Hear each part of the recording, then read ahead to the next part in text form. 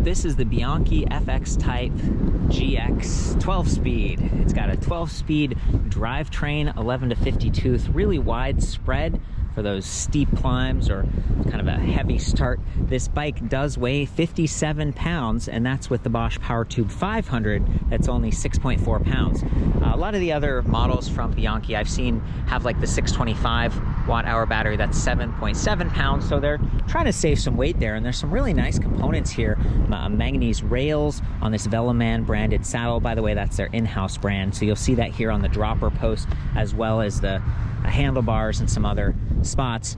It's an all-mountain electric bike, so we've got 150 millimeters of travel front and rear. We've got the RockShox Yari up front with a compression clicker, right? So it's not just open or closed. There's a little bit more variation and adjustability. Rebound adjust at the bottom, and of course it's an air fork, so you can sag this thing for your body weight. Same thing in the rear. In this case, we've got rebound and more of an open and close. So that is a little bit less adjustable than the shock. This is where you sag it. I'm getting close down here because I want you to notice that this is an asymmetric rear section swing arm. So you can see there's like a more of a traditional straight chainstay on the left-hand side of the bike, and on the right-hand side we've got internal cable routing, and it rises up and over, presumably so you aren't dragging your chain on that smallest sprocket, that 11 tooth back there.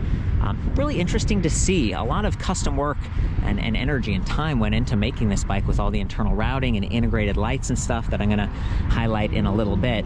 But yeah, I thought that was really interesting. SRAM GX derailleur. It's got the roller clutch, so you can kind of extend it like this and lock it into place if you need to do rear wheel maintenance. And then we've got a narrow, wide chainring up front. You can see that it's going to lock onto the chain well. And there's also a plastic guide keeping it from bouncing off track. If you're really going for it and you're cruising all over the mountain, doing some big drops, hitting some rocks, mixed with a little bit of trail riding. And this is clearly a mountain-specific electric bike, and you can see that the fork is raked out a little bit more. Longer wheelbase. It's going to help you handle those bigger hits and add a little bit of stability. The tires on this are the Kenda Hellcat Pro 29 by 2.6, so they are plus size tires. A little bit wider. It's going to give you some float, and that increased air volume might also add some comfort. There's a wide range of pressure settings, and I want to point out that the rims here from Bianchi are really nice. Again, Veloman branded, and they've got these reinforcement eyelets. You don't see that all the time with a bike that's a little higher end like this. It's not uncommon, but I'm noticing that many of their electric bikes do this, and I've also covered one of their hardtail models and some of the city models. A lot of them do have the integrated lights as well.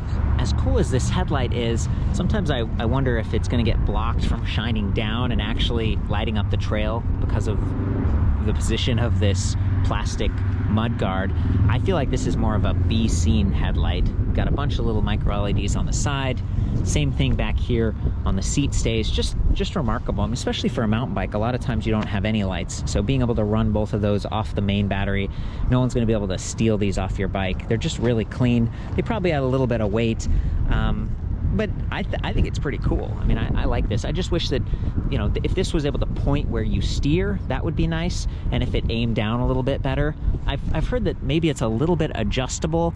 I've also heard that if you take this plastic mudguard off, the light might rattle a bit. So yeah, I don't know. It's kind of set the way it is, and it's better than nothing, certainly. 110 millimeter hub spacing up front, so that's boost hub spacing with a 15 millimeter through axle, extra thick and sturdy to handle the additional weight and terrain types that you might encounter with this. Boost in the rear as well, 148 millimeter hub spacing with a 12 millimeter axle, and these enormous 203 millimeter hydraulic disc brakes, both of them having quad piston calipers.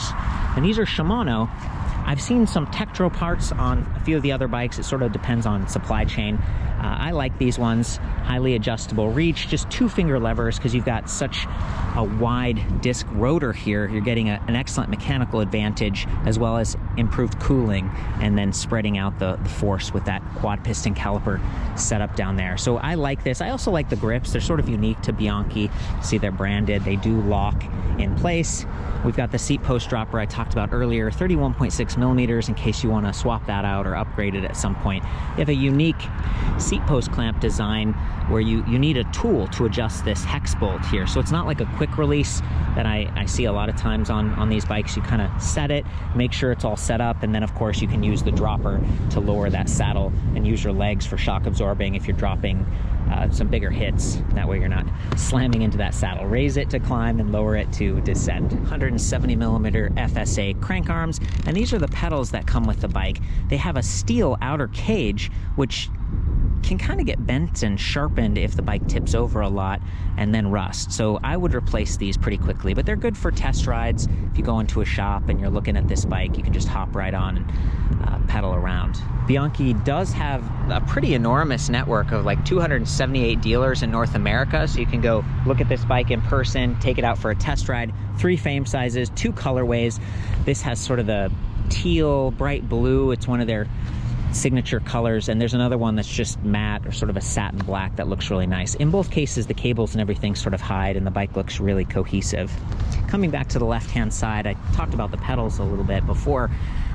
There's no kickstand provisions on this, which kind of makes sense. It's a mountain bike, and a lot of times you don't want to add a kickstand. You're saving on weight, and you don't want that bouncing around and rattling a whole lot.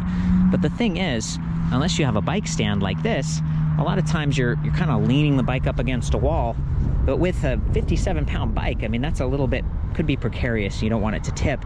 So the best thing to do is you lay the bike down on its side, on the disc brake side. You don't want to lay it down on the drivetrain side because the derailleur is more expensive, it's more sensitive. And when you do that, you're sort of covering up the battery charge port. That's right here. In my opinion, this is a little bit low. It's directly in the path of that left crank arm. So if you did plug the bike in, first you have to deal with maybe the bike laying on its side and lifting it up and trying to plug it in. And then you got to deal with the crank arms. I wish that this was up high on the right-hand side of the frame, like right here.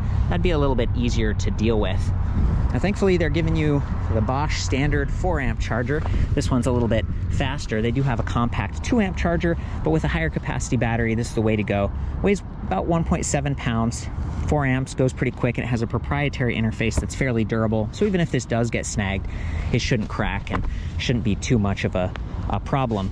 The battery design itself is interesting. I mean, we have the power tube, which is fairly standard, and it's inside the down tube. It's very hidden, so this is a stealthy electric bike, but they've got this plastic plate as well as this little fender kind of mudguard up here, and then another one in the rear. They look cool, and it's sort of like armor.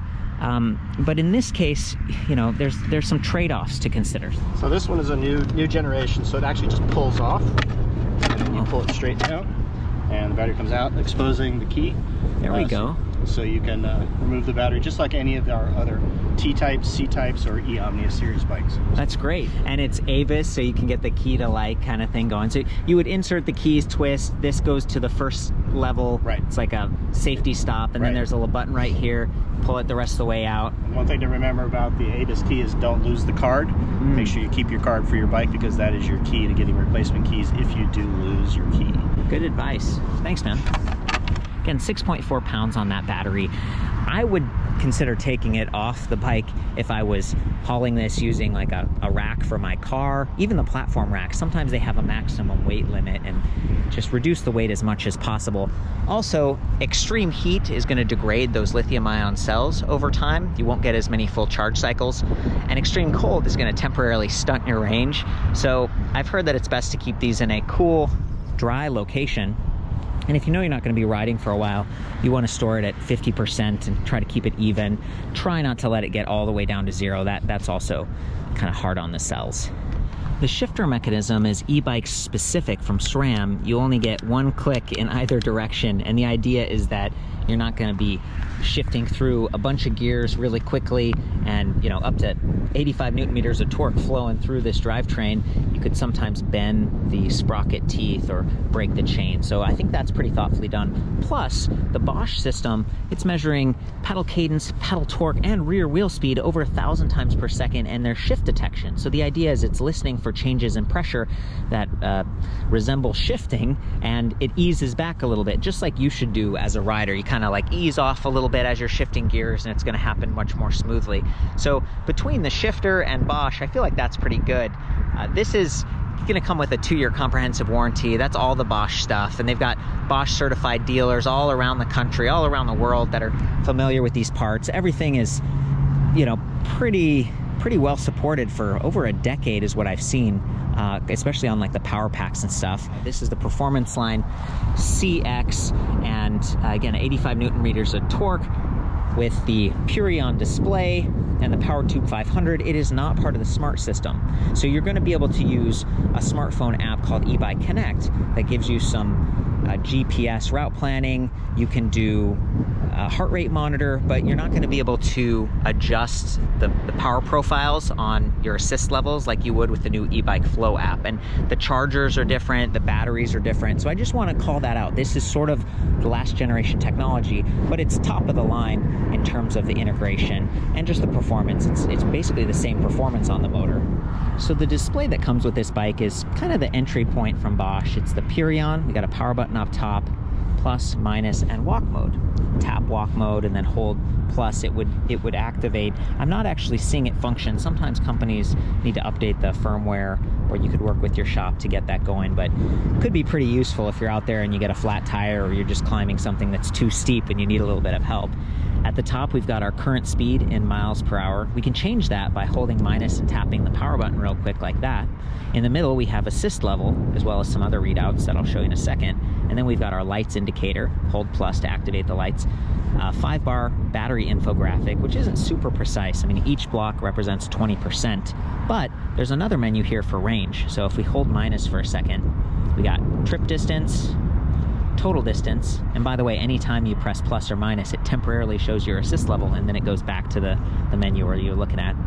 And there we go, range. So range is cool. Depending on the level of assist you're in, it gives you a dynamic estimate. So 50 miles, that was an eco, and up at turbo, 24, so it's like half the range. That's based on my actual pedaling and the current charge level of the battery, maybe over the past mile or so. I mean, it's pretty dynamic in that sense. So if you weigh more and you're not working as hard, your mileage may vary.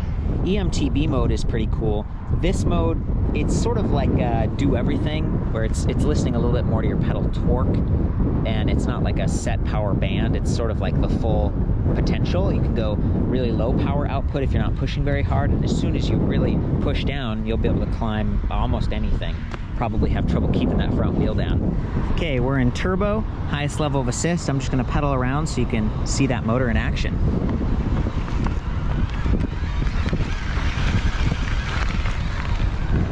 No problem racing up here.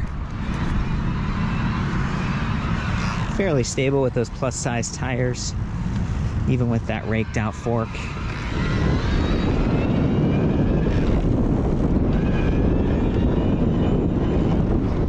And this motor can support over 120 RPM, so rotations per minute, which means if you shift down when you're heading into a big climb, you're not going to lose motor support, which is really important, especially with a little bit of extra weight.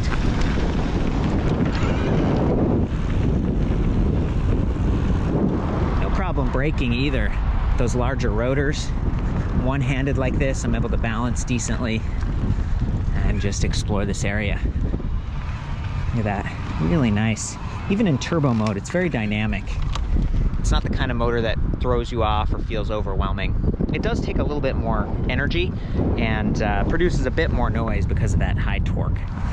If you get this bike, you might notice there's this plastic door on the bottom, and I think that's sort of a European thing. It's a knockout for the anti-lock brake system that Bosch is offering now. Corey is a Southern California factory rep. You might run into him if you're in these parts, and he's gonna film me, and I'm gonna ride around so you get that third-person perspective. Thanks for your help, Corey. Yeah, no worries.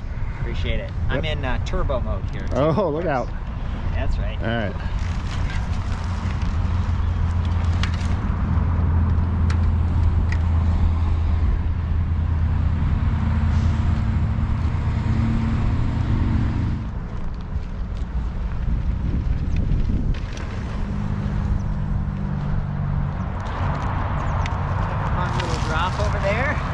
Feels pretty stable with the bigger tires and the longer wheelbase.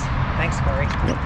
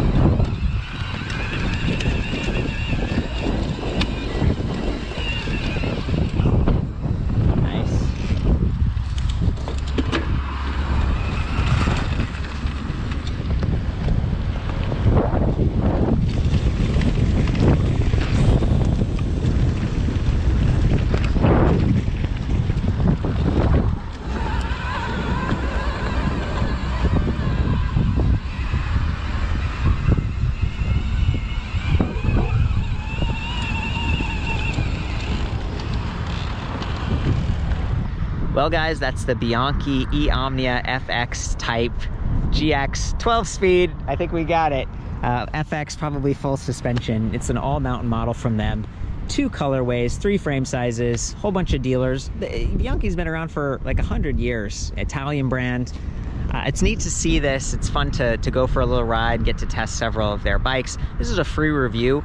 They paid for a hotel and just kind of met me with the bikes, which I appreciate. My goal is to be really objective, and I'm trying to be thorough here. I've got all the specs listed back at ElectricBikeReview.com. There's a comparison tool, so you could look at several of their other models back to back. There's comments, there's a forum, so you can see what other people think, if they've done anything with those little fenders or had any feedback on you know, best use cases for this and some of the other bikes. In any case, I love you. Ride safe. We'll see you next time.